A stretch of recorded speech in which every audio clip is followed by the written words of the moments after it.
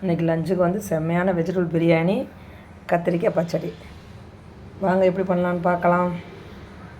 பிரியாணி போடுறதுக்காக கொஞ்சம் புதினா, கொஞ்சம் கொத்தமல்லி, பச்சை மிளகா, ஒரு 3 பச்சை மிளகா குறைன்னு அரைச்சி எடுத்துகிட்டு வந்துக்கலாம்.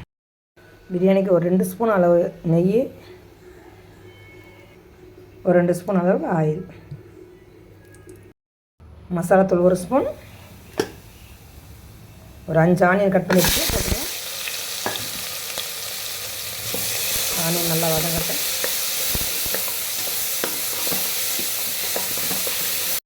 கருவேப்பிலை, கொத்தமல்லி, புதினா போட்டுக்கலாம். இஞ்சி பூண்டு பேஸ்ட் 1 ஸ்பூன். பச்சை வாசனை போகிற வரையும் வதக்குங்க. பச்சை மிளகா, புதினா, கொத்தமல்லி குறைன்னு அரைச்சி வச்சுருக்கல, அதை போட்டுக்கலாம்.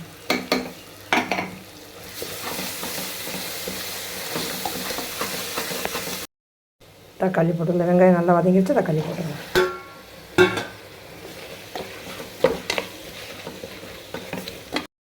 ஒரு 1.5 ஸ்பூன் அளவுக்கு உப்பு போட்டுக்கலாம். வெங்காயம் தக்காளி நல்லா வதங்கிடுச்சு. குட்டி ஸ்பூனில் 1 ஸ்பூன் மஞ்சள்தூள், 1 ஸ்பூன் மல்லித்தூள், ஒரு 3/4 ஸ்பூன் காரத்தூள்,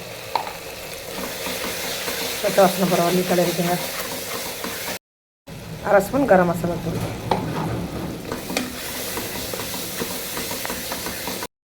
நல்லா வதக்கியாச்சு. கட் பண்ணி வச்சுருக்க வெஜிடபிளை போட்டுக்கலாம்.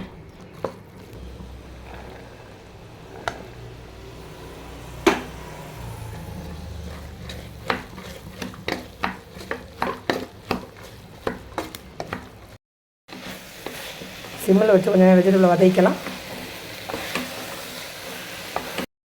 நல்லா வெஜிடபிள் வதங்கிடுச்சு. 1/2 hour அரிசி ஊற வச்சுருக்கேன். சாப்பாட்டு அரிசி தான் போட்டிருக்கேன். நீங்கள் எந்த அரிசி வேணாலும் போட்டுங்க, செம்மையாக இருக்கும் பிரியாணி.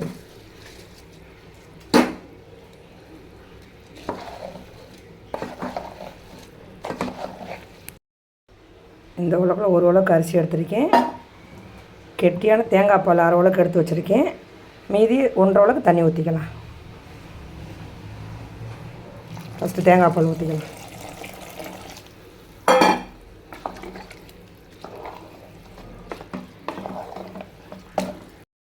அரை உலக்கு தேங்காய் பால் ஊற்றிருக்கேன். 1/2 உலக்கு தண்ணி ஊற்றிக்கலாம்.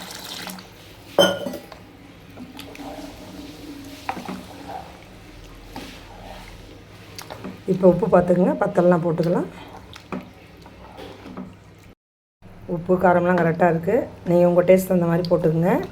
இது அரிசி வந்து எங்கள் தோட்டத்தில் விளைஞ்ச நெல் எடுத்த அரிசி, அதனால் கொஞ்சம் லேட்டாகி வேகும். நீங்கள் கடையரிசியாக இருந்தால் 1 விசில் வச்சா போதும். இது நான் 3 விசில் வைக்க போகிறேன்.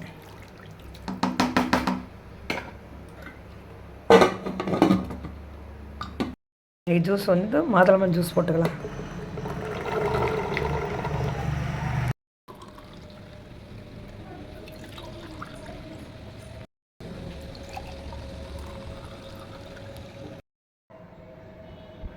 ரெடி ஆயிடுச்சு. வெஜ்ஜு பிரியாணி, கத்திரிக்காய் பச்சடி, ரைத்தா, மாதுளம்பழம் ஜூஸ்.